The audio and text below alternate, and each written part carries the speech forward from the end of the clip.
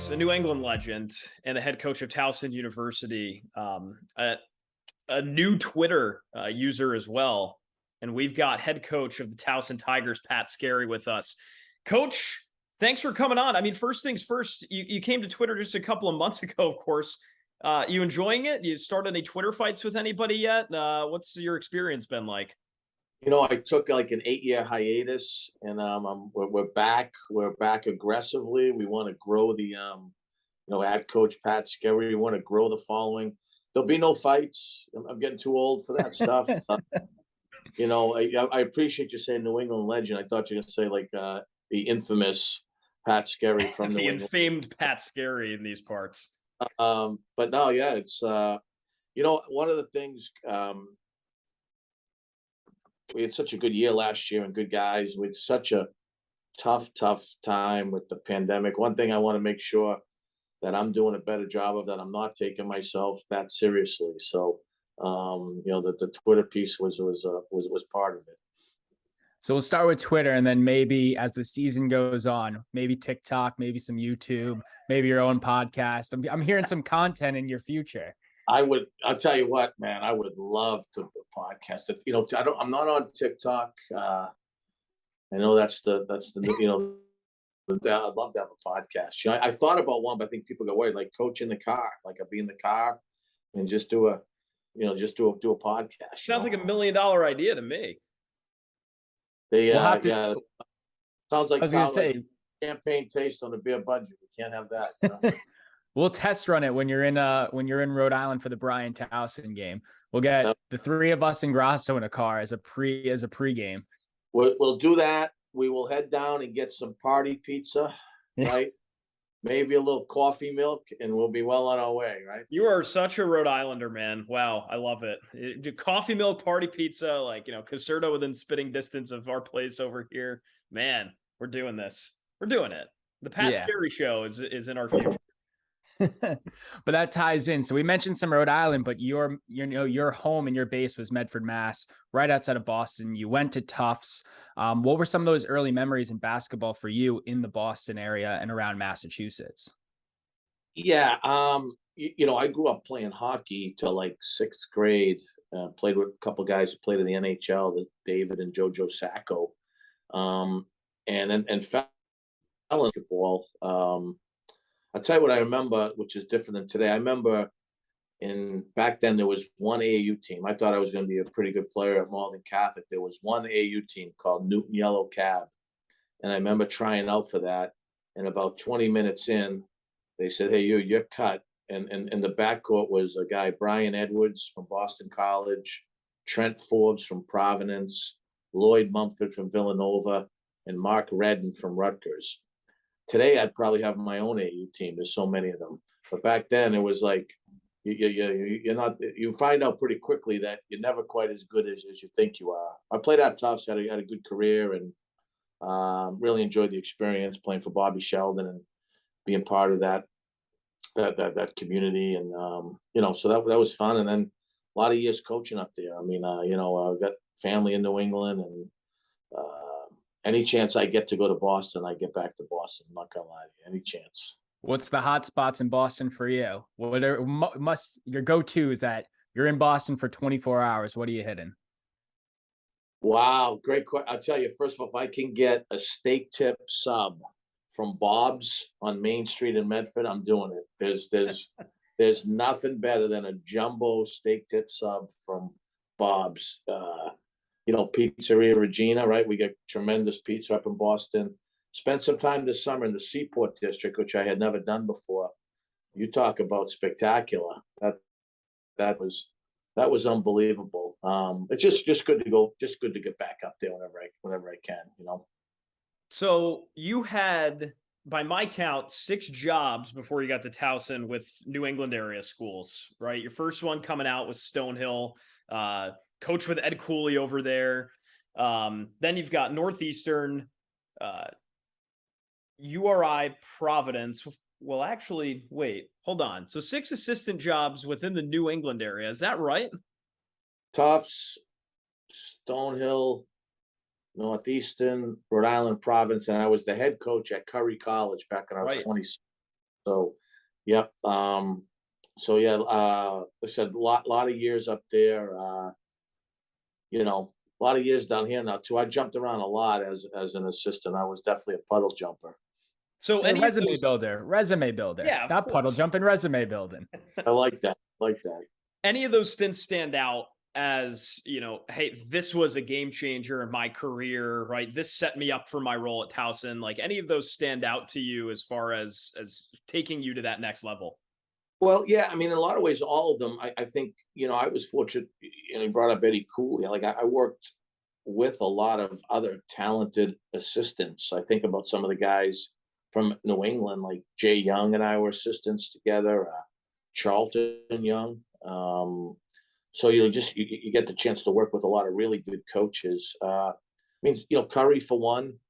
Being a head coach at 26, the amount of mistakes I made, but just learning some lessons back then, and then certainly getting a chance to go to Rhode Island was a big break for me. My assistant Kevin Clark and I were assistants up there back then, and I thought Rhode Island was a big break because we'd come off a really tough year. Then we had a chance to get that thing going and really make a mark up in the NEPSAC and New England prep schools and the New England AU stuff. And I'll forever appreciate Coach Barron for giving me that opportunity. We had some good times up there. And speaking of Providence, we saw a couple weeks ago, you made a little visit. Your kids got to see, Providence. Did Coach Cooley, take care of you while you were in town? Yeah, I mean, he did. There's not many guys have done a good job as he's done at Providence. The perfect match. Yeah, he actually, I mean, he took an hour out of his day to take us around. He didn't need to do that. Practice facility is off the charts. I mean, their leadership, Eddie and Steve Napolillo and Father Sicard, and they used to have Bob Driscoll, Father Shanley. It's what makes Providence a truly special and unique place. And to talk about Providence too, that was one of your more unique stops, right? It was Keno Davis was at the helm. That was just a weird time in Friartown history, right? It's like, couple of good years, a couple of years that were, not so great there. But you guys had the talent like Marshawn Brooks, I mean, was just one of the legendary talents that came out of Providence in that era for sure. What was that stint like for you? And what were some of the big things? I mean, that was one of the more recent assistant coach stops that you had before you took over at Towson. So what were some of the things you took out of that experience in Friartown as well? Yeah, I mean, Keno was a really great guy to work for, a really good offensive mind and a gentleman and a first-class guy. For me at that time, we had a good run at Rhode Island, and the old Big East was obviously a hell of a conference. So the opportunity, Keno got the job and was looking for a New England guy. And I had never met him or anything, and a couple people had given him my name. We interviewed, met him a couple times, and then it worked out. But our first year was a good year in the NIT. Second year we struggled, but I thought we'd made some recruiting. We made some recruiting inroads. Gerard Coleman was a guy that was committed to us, and we had Marshawn Brooks, Nadir Tharp had committed to us, who ended up being the starting point guard for Kansas. I loved our time at Providence. Certainly wasn't an easy task. I thought I'd stay there a while up until the Pittsburgh thing came open, and Coach Dixon at that point obviously had that thing top 5 in the country. So it was just too good an opportunity to turn down. So for you, is it because obviously the dunk, right? It just changed over to the Amica Mutual Pavilion. So what is it for you? Is it the dunk? Is it the Civic Center? Like, what are you going to refer to the building as? It was the dunk. And let me tell you, I've been on both sides. I was there my first year with Keno. We beat we're number 1 in the country. And that place was just special. And then I remember the next year being at Pitt, I think we were like 2 or 3 in the country. And we went zone like the last 4 minutes. Coach Dixon did a great job just to hang on for dear life. I think Marshawn Brooks, I think he gave us like 44 points. It's a funny story. Like, you're an assistant, so the game started, you're sitting on the sideline, and Marshawn came walking over to the Pitt bench. And I still talk to Marshawn once in a while. And he went like this. He went, "I smell a rat." And he pointed right at me. He walked back out there. And, Coach Dixon was like, "What the hell is that all about?" And then, I remember when I thought we were going to lose. I was like, "This is going to be a terrible ride home if we lose this game." Got calling you out as the rat already. Geez, Marshawn Brooks. But let's head into your current career right now and your time at Towson. So for starters, I mean, the CAA expanded this year. It's one of the larger conferences in the league. What does this mean for a program like Towson? What does that mean for your approach as a head coach of the team? Yeah, great question. The one constant in life is change, I guess, right? I thought it was great when we had 10 teams. You played everyone twice.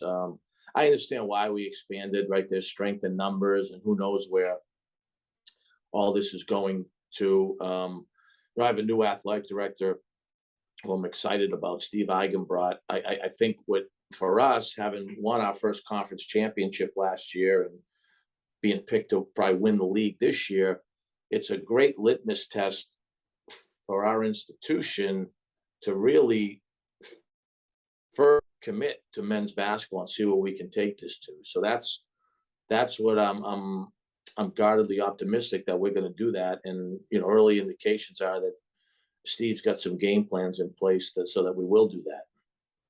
Yeah. And the good thing about where you're at right now is you've got some good returning talent coming back. I mean, I look at a guy like Cam Holden, who you guys snagged from UT Martin. What a situation that was, right? A good chunk of their players sort of looking elsewhere after the coaching change, obviously. And you guys find Cam Holden, who had just an excellent season for you last year. What's different about his game this year? How has he progressed, and what were some of the things you guys challenged him to work on this offseason? Yeah, I'm just really fortunate and appreciative that all those guys came back, especially in this day and age. It says a lot about the type of guys they are. He's really the straw that stirs the drink. He does so many things. He's a point guard, rebounding machine, and he's a basketball player. And we just got to put the ball in his hands, let him make plays. I'll tell you, he's gotten better. One, last year he played 2/3 of the season with a broken jaw, so he had to wear the Bane mask. So he's shooting the ball a lot better because he can actually see the rim. So we've crazy concept. If you can see the rim, you can shoot better.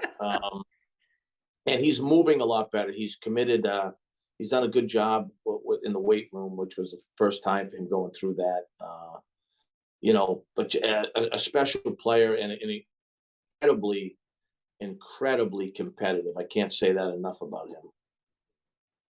And what other players stand out in your team right now? Obviously, you're a coach, you're going to praise everybody, but is there anybody in particular in these early practices that, we can expect to see some highlights in this upcoming season? Well, if you came to workouts yesterday, there wasn't a lot of praising going on. Yeah, well, Timberlake's obviously a warrior and a first team all league guy.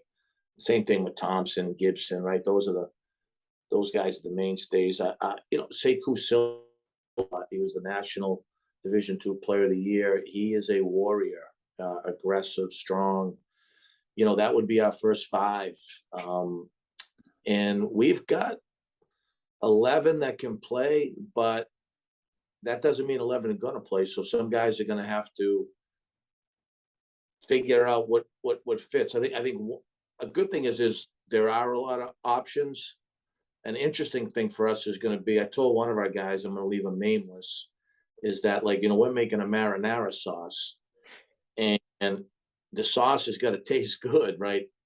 You're a little bit like, that's a very tasty ingredient, but if we throw that in the sauce, it's not going to help the sauce taste that good. So you got to figure out his game that change a little bit, right? So that the sauce tastes good. And that's going to be a challenge for us. I mean, everyone's got challenges. It's a good challenge to have, but we've got to figure that piece out. And so you got to approach you got to approach the basketball team like a kitchen. You're the head chef. Figure out which pieces to the ingredients make the perfect recipe. Yeah, it is a lot. Sometimes and basketball's hard this time of year because all summer, right? Guys spend time. So they're not lifting; they spend time on shooting and dribbling. Then all of a sudden, you get into team stuff and you start telling guys, "Hey, don't shoot, don't dribble." That's hard for guys to hear, especially for young guys. But it's necessary in order to win. And a guy like Sekou Silla too. I mean, look at these stats. I'm looking at the website now. D2 Player of the Year, obviously. Nova Southeastern, has had a pretty good, solid program. They were 31-1 last year. They won the Sunshine State Conference tournament. High percentage looks, right? I mean, he shot almost 60% from the floor. He averaged a double a game. I mean, what kind of lift does that give you guys this year? Well, it's going to allow us to put Cam on the perimeter more in the ball, because Sekou's a lot like the kid Johnny Davis we had, who was a great player for us. He's a little bit, I guess, quote unquote, a misfit, but he's a worker, good teammate, really good teammate, and he can score. I mean, so if we can run really good like we did a year ago, it takes so much pressure off your defense. We've evolved that way over the last couple of years. So getting a guy with talent like Sekou was big. And then a route that a lot of Division I coaches in the low and mid majors have gone is really, instead of recruiting the high school juniors and seniors and stuff like that, they've been reaching into the bag and finding these other JUCO guys and D2 and D3 guys, right? So I don't know, from your perspective, the gap from D2 or JUCO or D3 to the Division I level, what does that look like? And, how, what's sort of the plan to get those guys up to speed? Like, I guess the question is more, what do you find yourself having to work on with these guys that come from that proverbial lower level of basketball to D1? Yeah, I wasn't sure what the gap was going to be. When we brought Sekou up, he worked out with our guys, and he kicked some tails. So that convinced me pretty quick. I think anytime when a new guy comes in, it's the language of the program, like terminology, concepts, especially defensively. That's usually where we got to get guys up to speed. Gibson, Timberlake, and Thompson are all guys that have been with us for 4 years. So it's important. Like, we have some very good freshmen that I'm excited about. Now, they're freshmen, so there's a learning curve.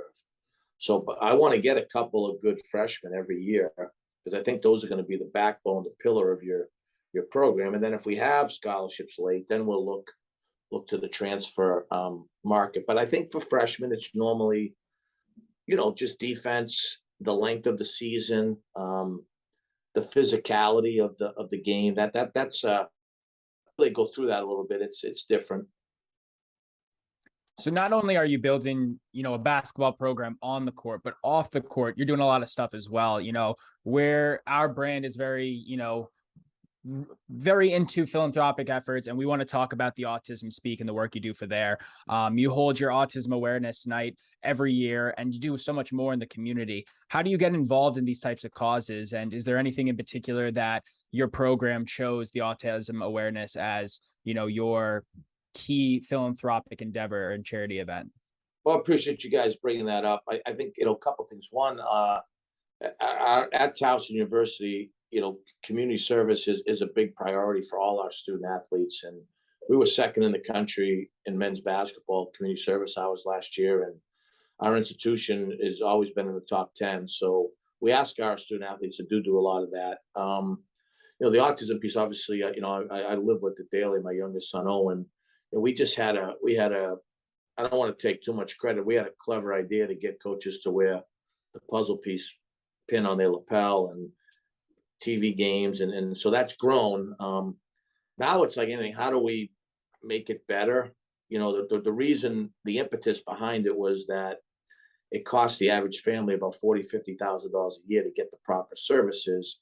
And it's heartbreaking that, that's not easy to do. So what happens to those kids?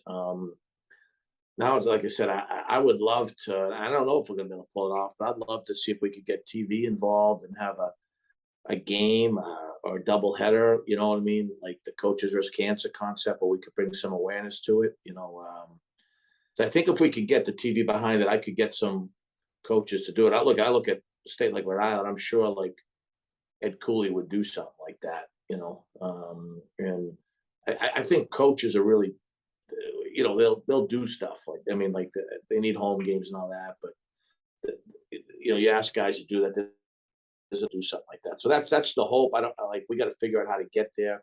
Hopefully Autism Speaks is listening and we can get them going. I think we can do a little bit more with it. Yeah, from folks that aren't in the DMV area and can't get to a Towson game, right? When you guys do the Autism Awareness Night this year, how can they get involved? What are some of the things that they can do to support that cause? Yep, they can get on the Autism Speaks website, and then we'll eventually get it going with the NABC, the National Association of Basketball Coaches powering forward for autism. We get people to help create awareness going into that weekend. Sweet. That's great. I learned something new today. I did not know Towson was number 2 in the nation in community service for basketball programs. That's awesome. Really cool to hear. Got to ask you before we let you go about the NIT this year as well. This past year, you guys went to Wake Forest, had a pretty solid comeback too. It was tough the first half, and then really sort of showed out. Won the second half by 11. Obviously, Wake ended up beating you guys. But what was that experience like for you and for your guys as well? Yeah, I mean, Wake, Steve Forbes, a really good coach. They jumped us early. Yeah, it's the first time in school history we went to the NIT. I'd be lying if I tell you I wish we played better. We had a wacky week going into that. We lost to a good Delaware team in the conference semis. Thompson and Holden got hurt the quarterfinal games. Thompson especially. So I don't know if it was like maybe 8-9 days before we played Wake. Those guys didn't practice till we went down there. So timing wasn't ideal. But that's basketball, right? I will tell you this. I was shocked that Wake was in the NIT. We played a couple other tournament teams that I thought that Wake, at least with one of them, was better, markedly better. Just their size alone, I was like, they look like Jurassic Park walking out a couple of those guys. So, but nevertheless, yeah, like I said, it's not easy getting in the NIT. We were a little bit different than where we were. We had a 7-game stretch to end the conference regular season. I don't know if we could have played any better. Our average margin of victory was 17, which that doesn't usually happen unless you're Gonzaga. So we were really cooking pretty good, and then stubbed our toe, got banged up a little bit, and just we weren't the same. That's all right. That's what this year's for. Hopefully it's not an NIT and it's the big dance. So, we'll be rooting for Towson, and hopefully we can get together for that Bryant matchup in December right before Christmas. We'll get you in the car. We'll get the podcast going. We'll get our party slices. And we'll have a good ball game. I appreciate you guys having me on. Me, you, and Grasso, coach in the car, going through the Ocean State. We're going to tell him this. I hope you know that. We're going to be like, hey, Pat Skerry signed you up for it. I'm a huge fan of the job he's done up there. And I just asked him to have mercy on us when we go up there on December 22nd at noon. You won't have the students up there, luckily enough, because they'll be on break. So I'm happy for that. I was going to help them all get their exams moved up so we could get them out of there earlier. I think, I think you should be in the clear. So you don't have to do anything there. You don't have to lobby the administration. It's all good. But thanks for coming on, Coach. We appreciate it. Best of luck to Towson this year. Where can everybody keep up with you guys, and how can they follow along the Towson Tigers this year?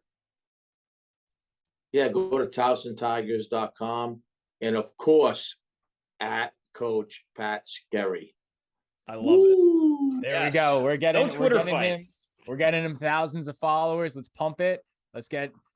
We'll start with the Twitter, like we said. We'll work our way up.